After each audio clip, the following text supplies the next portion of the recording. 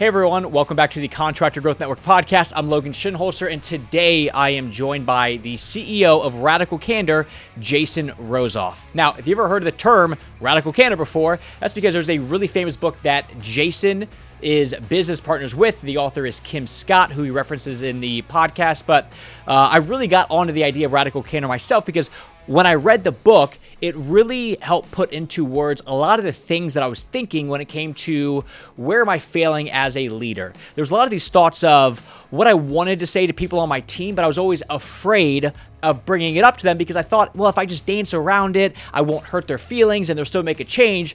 But in reality, it just danced around the problem and nothing ever got solved. So Radical Candor really gave me the permission and the framework to actually have the candid conversations that I really wanted to have. And what I learned was that they really wanted to have it as well. So without further ado, here is my podcast with Jason. It's all about how to take these really fantastic concepts that he goes out and teaches to all these large organizations and implementing them into your contracting business. Let's jump in. So the first question I want to know from Jason was, where does the idea of Radical Candor come from? Radical Candor is Kim Scott, my business partner's idea. I think she would describe it as a management philosophy that she developed over many years working in high tech, high growth companies and thinking about how do you, what is it that managers do that actually is effective at building really strong relationships with each person on their team and ensuring that the team is doing the best work that they possibly can. And I think she would say that in some ways it was born out of, decades of mistakes. And when I first read Radical Candor, when I first read the book, I felt like Kim had put into words all of these hard-won lessons that I had and conclusions that I had come to that I couldn't quite articulate. And so I actually, Radical Candor, the company, came out of me reaching out to Kim and being like, Kim, you like spoke the words that were in my soul that I did not know how to express to other people. I'm so grateful for that. Like maybe there's some way for us to work together. So how would you define it then? If I said, Jason, like Jason's definition, Radical Candor, how do you articulate what it means to somebody? Yeah. So if you get a copy of the book, it's right on the cover. So it's really this combination of caring personally and being willing to challenge directly at the same time. I think it's fairly clear to people that if you want to build a strong relationship and work really well together, like there needs to be some level of care. And there needs to be some level of willingness to challenge. The problem for a lot of us is we don't do them at the same time. So sometimes we show a lot of care, but we don't really challenge each other. Sometimes we challenge each other very strongly, but we don't show that we care. And as a result, we wind up making some avoidable mistakes. And that's, to my mind, the real value of Radical Candor as a framework. The words care personally and challenge directly, but the encouragement to do them at the same time is sort of like a compass, right? It helps you guide your behavior to a better place. And that's the real value. So you can sort of say, am I on track to show care and challenge at the same time? Or am I drifting into one of these other mistake quadrants? Jason and Kim teach businesses how to implement Radical Candor into their cultures. So I asked Jason, what does the culture look like before Radical Candor is introduced? Yeah, so I think there are a handful of common pitfalls that exist that cause people to choose something other than a radically candid approach. I think one of the most common mistakes that people or misperceptions that people have is that you have a choice. Either be really competent by being super direct and harsh, or be really well liked by being kind to people. And that is a false dichotomy. You don't have to choose to be nice or effective. You can be kind and effective at the same time. And I think there's a lot of cultures out there that are like, the only way to be effective is to be super harsh. So that's one mistake that people make.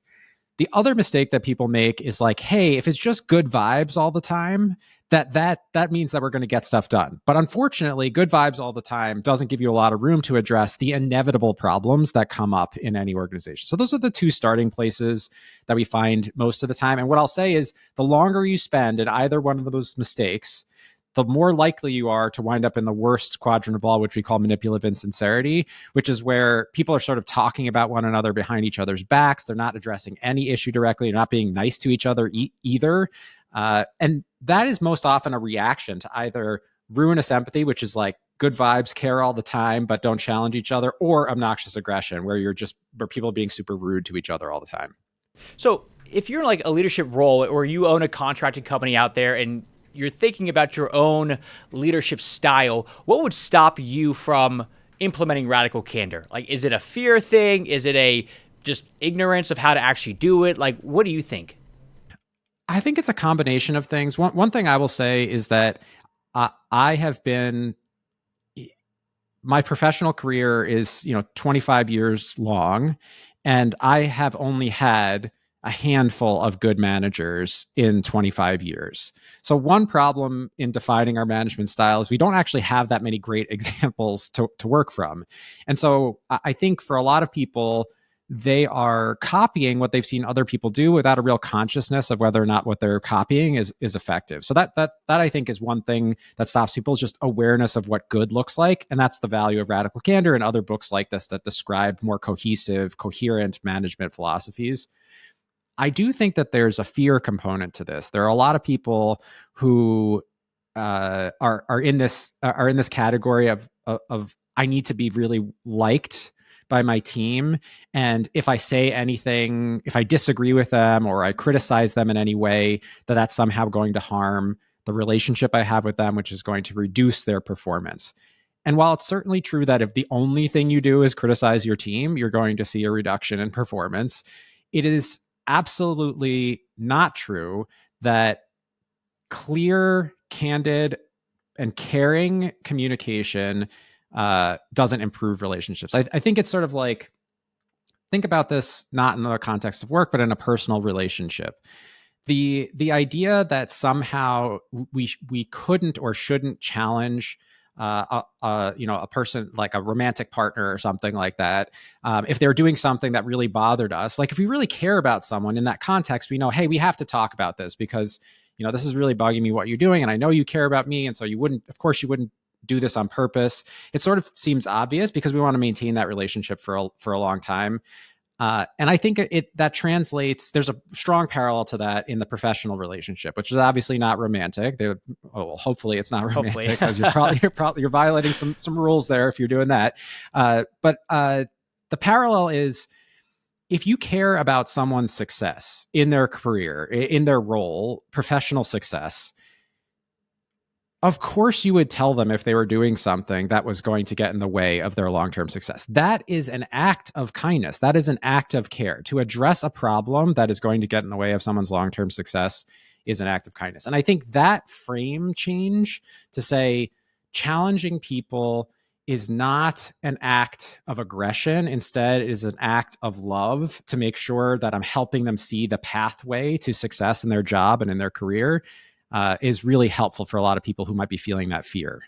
Radical Candor can create some seismic shifts in the company culture. So I want to know from Jason, what are some of those shifts that he's actually seen from implementation? Yeah, so we've had the good fortune of having an opportunity to measure this in organizations, and we see a couple of things. One, we see an overall increase in satisfaction, that people feel more connected to their job, they feel more respected by their coworkers and their manager.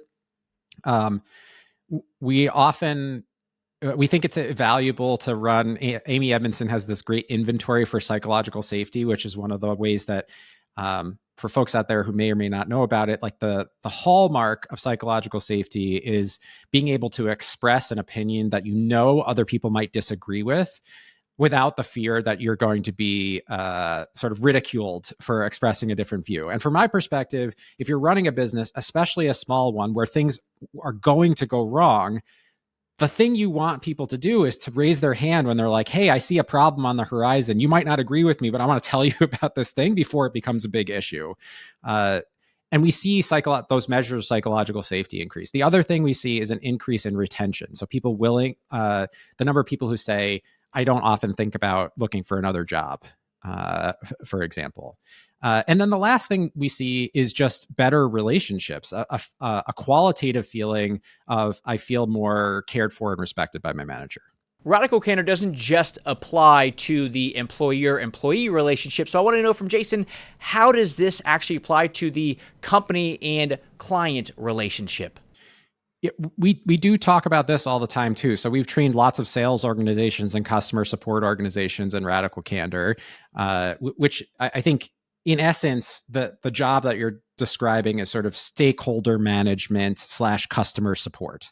And what I will say, and Kim says this in the book, is that there's a relationship between when bad news is delivered and how bad that bad news is and how much relationship damage you do. So the earlier you deliver bad news, especially the worse the news is, the less relationship damage you do.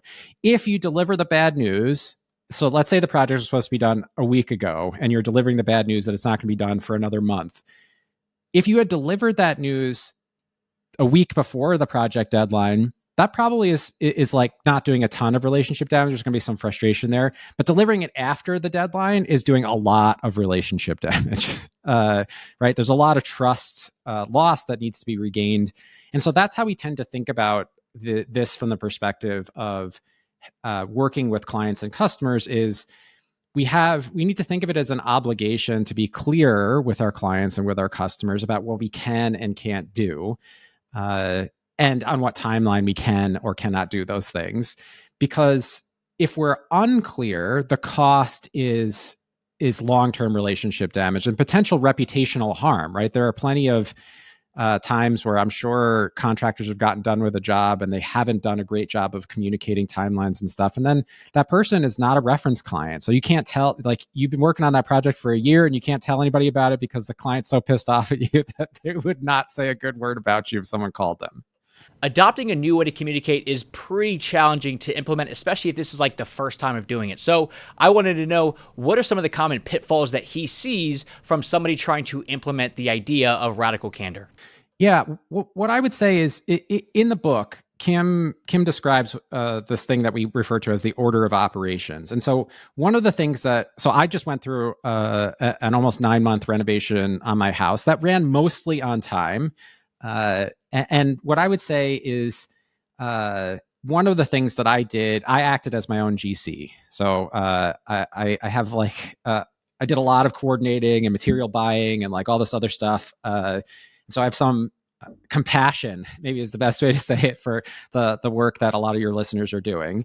And one of the things that I did regularly was solicit feedback from the contractors who were working for me to say, what is it that I can be doing differently in order to make sure that you can deliver this work on time? And that is a thing that I think was very shocking to some of the subcontractors that I was hiring. They were like, couldn't believe that I was going out there and kind of getting ahead of this question of like, how do we make sure we deliver on time? And as opposed to saying it's all on you to figure this out, I was saying, there may be things that I can do as the GC to like help make sure that this runs effectively. And then when I did have feedback to share, I made sure that it wasn't always criticism, right? There were things that the contractors were doing that were great. And so I made sure to point out like, hey, this is really successful, or like this thing came in on time or under budget. I'm really appreciative of that. Thank you for making the effort to make that happen. And so by the time I got around to like having to criticize what was going on, I had built some relationship with each of the people that were working on this project. And I think that, to me, it was like the magic, the magic combination of factors. And so I think when we hear the terms radical candor, we think, oh, this is all about telling other people what we think. My perspective and Kim's perspective is that radical candor really starts with soliciting the perspectives of others, recognizing when things are going well, and then you can add then you sort of built the relationship to a place where you can offer criticism more easily without it torpedoing the relationship. So, in your opinion, can you only really give that radical candor if you have a relationship built up? I think that yes and no. You have to demonstrate that you care. In order for it to be radical candor, you have to demonstrate that you actually care about the other person. And so if you don't have a relationship, my question is, how are you demonstrating that you actually care about that person? Because most of the feedback that I observed like between and among contractors would fall into the category that we call obnoxious aggression, which is and for two reasons, both in the tone or sort of way that it was delivered, it was clearly sort of obnoxious. There wasn't a lot of care, and because it had this element of like, you must do this for me. There's no. It was very selfish. There was no like win-win possible in the way that the feedback was being delivered. So maybe it was really harsh, like you should have been here at 8:30 and instead you were here at 9, without asking the person like, hey, what happened? Because they were on time all the other days of the project. That's like a concrete example of a thing that I observed. Or it was like, you need to be here and get this done because my work depends on this thing being ready, and I don't want to be late, so you need to be here on time, or you need to get this work done on time. And from my perspective, again, that is like there's no, if you don't have a relationship, if there's no like care behind that, you're relying on that person's sense of responsibility or doing the right thing, or like what is actually motivating the person to do what you say. Because if they can't do what you say, right, if they can't deliver it on time and they know that you're going to be pissed about it, what's more likely to happen in that situation is they hide it. So like they become difficult to get a hold of. They like to, they're unclear with you about their actual timeline. So from my perspective, while you don't absolutely need a relationship, you need to think really clearly about how you are expressing care for the other person, or at least care for the relationship and the work that needs to be done in collaboration. So how would you, if you're the leader of an organization, how would you create an environment or a culture where people feel like if you are going to approach them with a very blunt, candid conversation, that you're doing it from your heart and not from, you being the boss with the stick?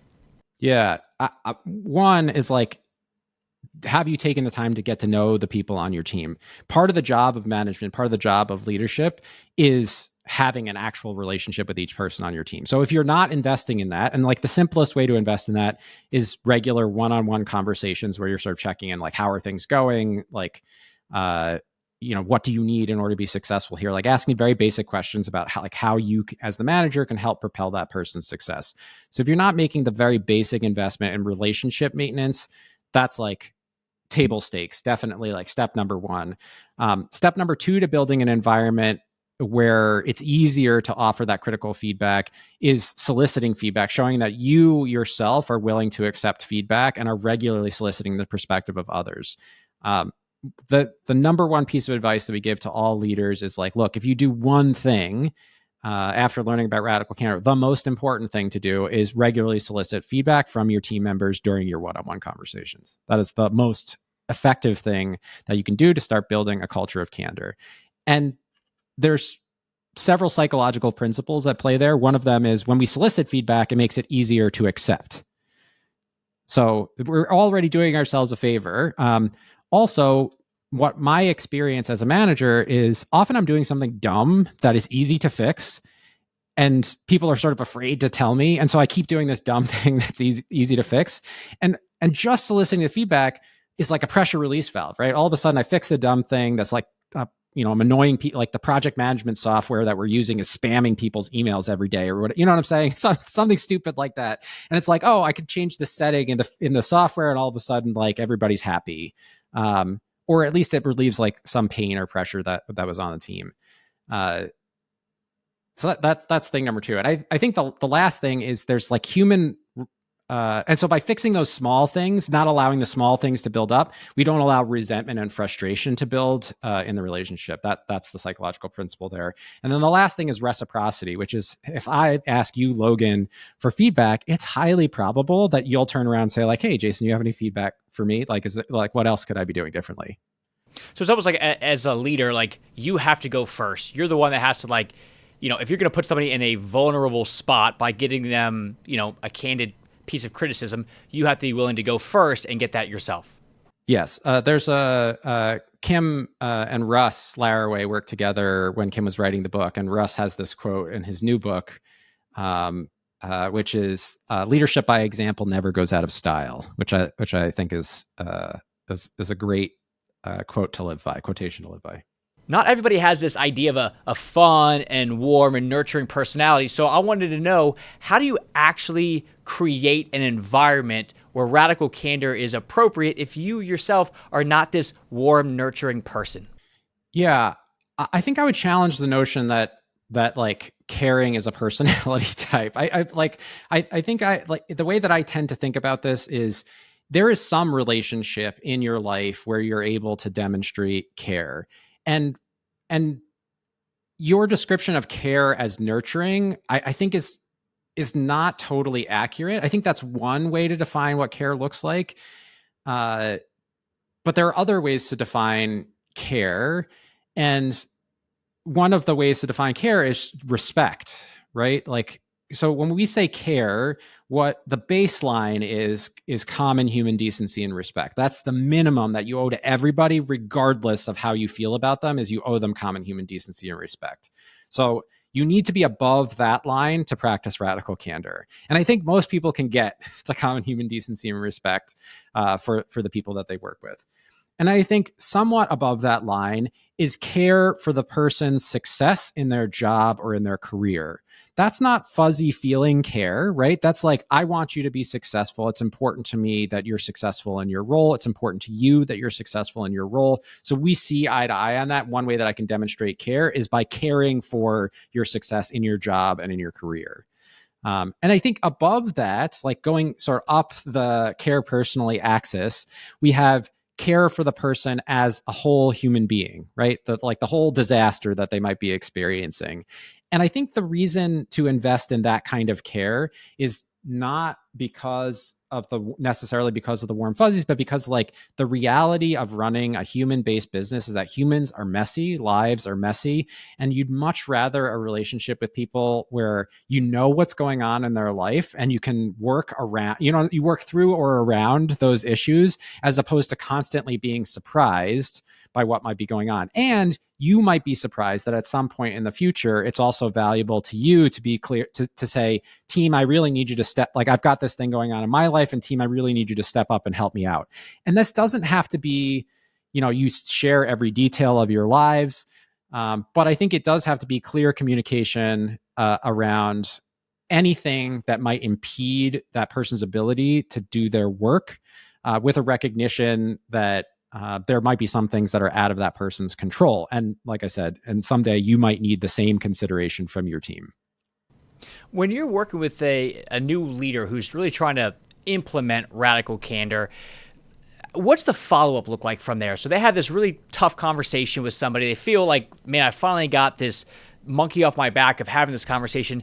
Is this now like that sets the tone for a candid environment and it's game on from there? Or is this like it's a constant work in progress for somebody to really learn how to cultivate a relationship out of candor? No one is going to get this right all the time.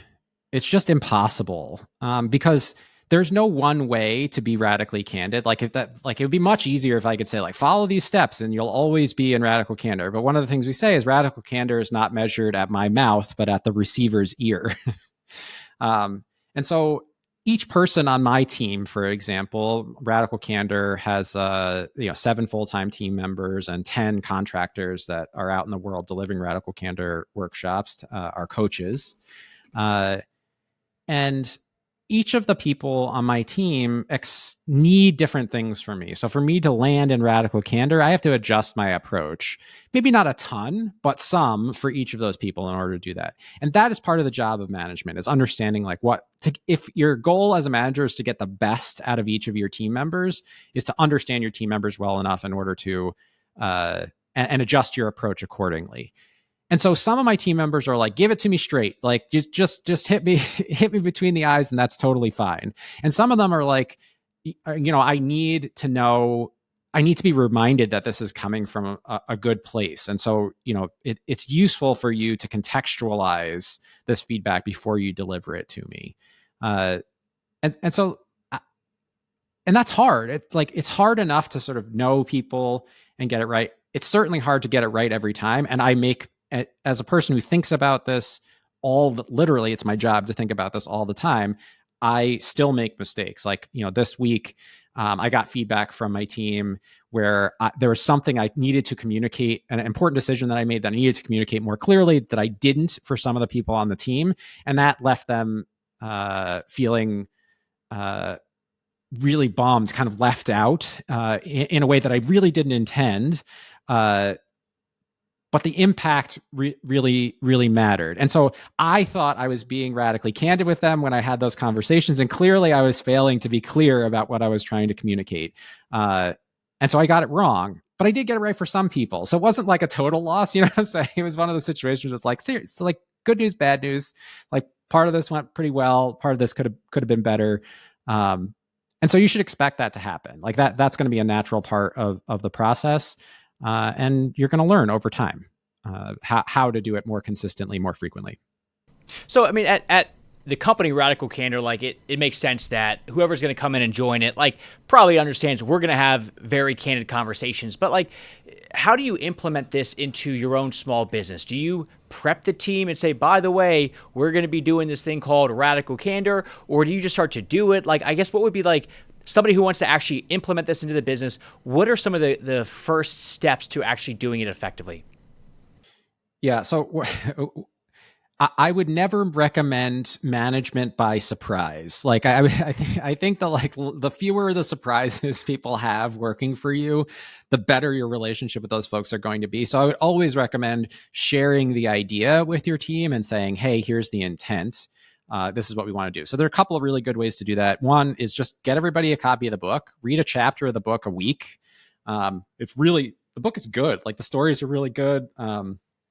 I don't think I would have started this company with Kim if I didn't believe that not only were the ideas good, but the presentation was excellent. So read a copy, read a chapter a week. We actually have a free discussion guide on the website that says like, here are some questions that you can ask, you and your team can talk about as you go through each chapter.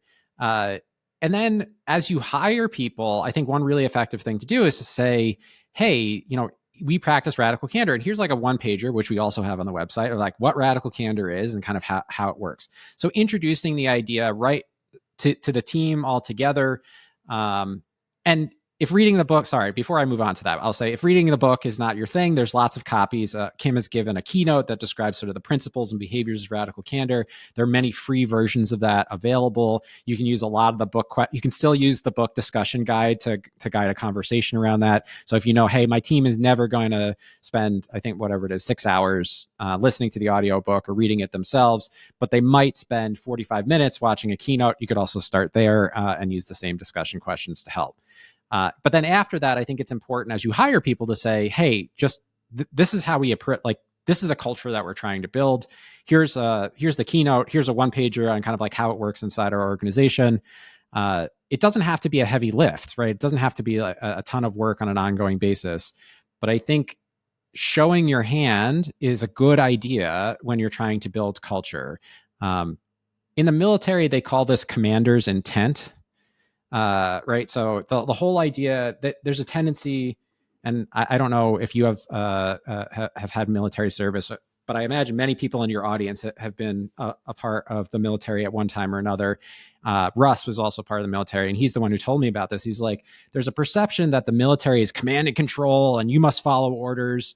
And that is certainly true, that there's a chain of command in the military, but the way they evaluate leaders in the military is based on the depth and quality of the relationship that they have with each of the people in their squad or platoon or whatever it is, and their ability to communicate commander's intent. And commander's intent is basically painting the picture of what it is that you're trying to accomplish. And the reason why that's so important becomes obvious when you think about actual battle, where lots of things can go wrong. For example, comms could go down in the middle of a battle. And then what? Do you want all the soldiers waiting around for like an order that's never coming over the radio? Or do you want them to understand what it is they should be doing so that they can execute, make their own decisions that they believe to be in line with the intent? And that is the core that part, that servant leadership, that the sort of like sharing of intent, of building relationships is a core component of military leadership. So if the military can do this, I feel like contractors can also pull this off. Approaching a tough conversation, especially if you're newer at it, is nerve-wracking. So I asked Jason, what is the best way to actually come into that conversation prepared? Yes, and Kim does cover this in the book and in the keynote, so that there's backup material to this, but I'll describe it quickly. So we have two acronyms that we use here. The first one is HIP, and the second one is CORE. So HIP stands for humble, helpful, in person or synchronously, in private when criticizing, and not about personality. So that's what HIP stands for, right? Humble, helpful, in person, in private, and not about personality. And CORE stands for context, observation, result, and next steps. The E's are capitalized. And so the reason those two things are relevant. So CORE, so starting backwards, CORE is how I think about what are the words that I want to say. What is the context in which I observed the behavior or the work output that I want to correct? So we could say on the job site yesterday, right, is context. Observation. I noticed that at the end of the day, you didn't clean your tools. Okay.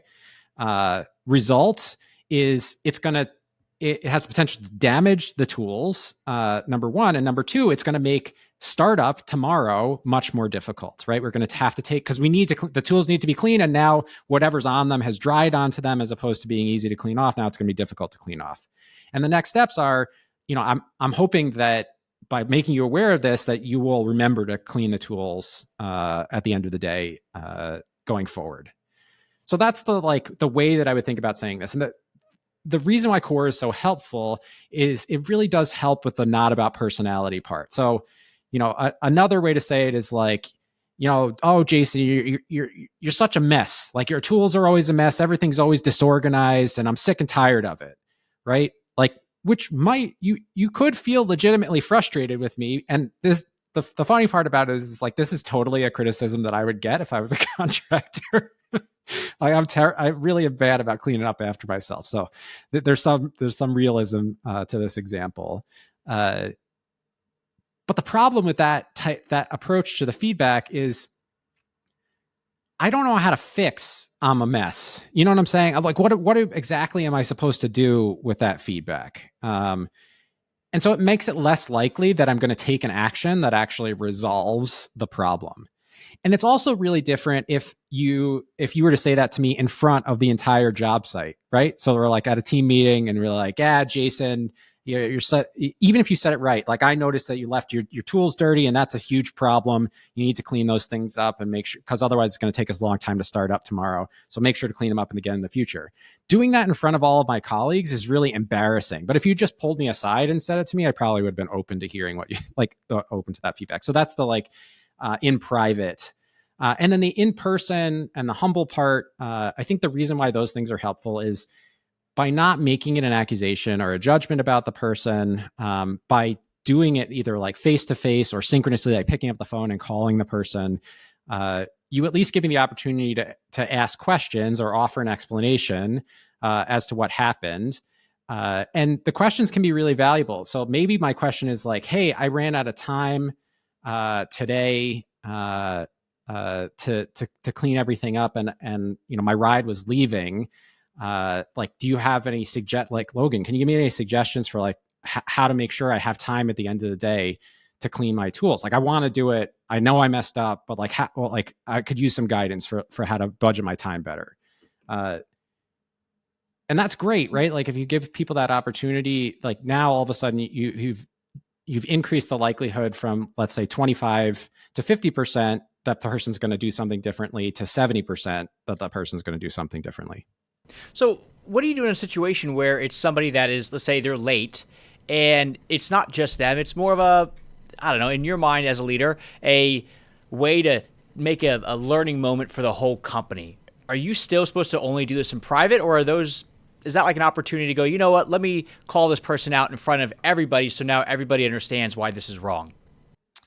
Yeah. So here's the thing. It's important to remember what your goal is and what you're actually communicating. So are you really communicating that it's important for everybody to be there? Or are you communicating that if someone is late again in the future, that you will embarrass them publicly? What do you think people walk away from that moment actually remembering about it? they remember that you are willing to publicly embarrass people who do something that you don't like or don't agree with. And that is the kind of thing, again, that causes people to try to hide behavior instead of being transparent. And from like, the more I think about this, the more I'm like, God, from a safety perspective, like, what a disaster that is. You know what I'm saying? Like, cause like, let's say it's not me. Let's say you and I observe a colleague of ours do something really dangerous on a job site. And we're like, should we tell the boss about it? And we're like, last time the boss found out about something like that, he just stood up in front of the whole team and like laid this person out. And we don't want, Jack to be embarrassed. You know what I'm saying? We don't want him to be embarrassed about that. So we're just not going to say anything. Like that, you create a culture of fear when the response to something going wrong is that you individually sort of like name and shame someone. That said, I think it is important to establish norms. And the difference between establishing a norm and criticizing someone in public is to say, hey, team meeting, I just want to remind everybody that I'm expecting everybody to be here at 8:30 sharp, ready to work at 8:30. And the reason why this is important is our schedule is based on the assumption that, we're here working from 8:30 to 4:30 with an hour lunch break. And if we're getting here at different times, it can throw not only that day's schedule off, but future day's schedule off. So this is a reminder that this is really important and to know that I'm keeping track of this. And anybody who is who's late, I'm going to reach out to you individually so we can have a conversation, make sure you can show up on time. That I think is totally fine to do in public. And one of the things I was hearing was when it comes to criticism, we want to do it in private unless it is criticism moving up the chain. So if you are the owner of the company, the idea is that if you're going to get criticized by an employee, you want them to do that publicly. Am I off on hearing that correctly? I think you want to solicit criticism publicly and be willing to accept it publicly, but it's not the case that that the only way to criticize your boss is in public. In fact, I think remembering that your boss is a person and might be more open to your feedback if you were to deliver it privately is not a bad thing to remember. The reason why that guidance exists is like solicit criticism publicly and be willing to accept it publicly is more about leading by example than it is about like the right process to do it. It's really hard to show openness to feedback. You know what I'm saying? It's hard to demonstrate what that looks like without doing it in public. So I think that's the nuance that I would share on whether or not to criticize your boss in public. I think if they've solicited that criticism, you should honor it, right? Like you should feel an obligation to share your perspective in those moments and use your judgment. If you feel like, hey, this conversation is better had in private with my boss, then have it in private with them. That's fine too. We've talked a lot about radical candor at work, but can it actually work at home too? I don't want to turn radical candor into a religion, so I'm always careful about saying it applies in all situations all the time. But I will say that I believe, and if my partner Jillian were not on a flight right now, like she'd probably back me up, that radical candor as an idea has improved our relationship as well. And the reason why is sometimes we've been together for 20 years, so long. Is that right? Hold on a second. Let me do some math. I undershot. We've been together for 25 years. And what I would say is when you've been with someone a long time, sometimes it's easy to assume that they know that you care. And I think that can make disagreements in like long-term relationships. Sometimes you're like frustrated about other stuff. And so you sort of lash out. You know what I'm saying? You say something in a really harsh way that you would never say that to somebody else who you had a less strong relationship with. But like that stuff eats away at a relationship. You know what I'm saying? Like there's forgiveness and you can kind of get past it and all this other stuff. But radical candor has really been a reminder, and it's allowed, I think because of my commitment to this, it has allowed Jillian to also tell me like, hey, you're being really harsh. Like, right. Like we care about each other. Like you need to remember, like show me that you care. And the other thing that it has done, it has caused us both to have a commitment to be really open and clear with one another. And I think I think that is a thing that is missing in lots of kinds of relationships. Kim would be the first person to say that the hardest relationship to practice radical candor in is the one with your mom. That's probably pretty fair at times. Like, it's tough. Like, a lot of people have a somewhat complicated relationship with their moms, and it's hard to imagine like, oh, I'm gonna be radically candid with you. And what I would say is that the thing is that, moms often do practice radical candor with their kids, right? They show that they care and they're willing to challenge them very directly. And those relationships, they could all use a bit of radical candor, like compassion and challenge, in order to make them as productive as possible. So I certainly have seen benefits from it. We've definitely had people come up to us and say, if I'd learned about radical candor a couple of years ago, I might not be divorced now. Like that's a real quote from a real person at a radical candor workshop. So I do think it applies, and I think it can be very helpful. And I would encourage people to think like, am I showing that I care? As am I communicating with my partner, my loved one, my kid, my parents?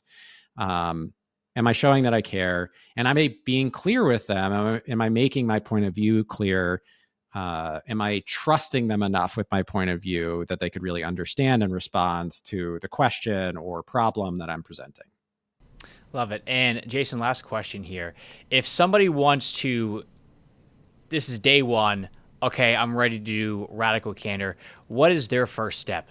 Do they know anything about radical candor? Let's do this. Let's pretend that they go, okay, I'm going to buy the book, but I got a week before it comes in the mail because I'm not an Audible person nor an Amazon person. So they got a week to fill that gap. I think what I would recommend is, if you're really curious about it and you want to go deeper than we went in this conversation, is check out our YouTube channel. The Radical Candor YouTube channel has a bunch of really great resources, including the keynotes that I described at the beginning, where Kim presents the ideas in a really clear, laid out fashion. That's going to give you a good primer on the sort of core ideas of radical candor. And the website, radicalcandor.com, there's a resources page. So if you click on at the top menu, there's a little button for resources that has, not only does it have Kim's keynotes and all that other stuff, but it also has these sort of what we call like mini guides. So like, and they cover lots of different things, like how to solicit feedback, how to have an effective one-on-one, like how to give your first radically candid piece of criticism. And the reason to read the book, I think, is that Kim really paints a picture of how there's a holistic philosophy here. This is not just like a couple of tactics that you can use on a daily basis, but there's a reason to think about this as the way that you shape the relationships that you have.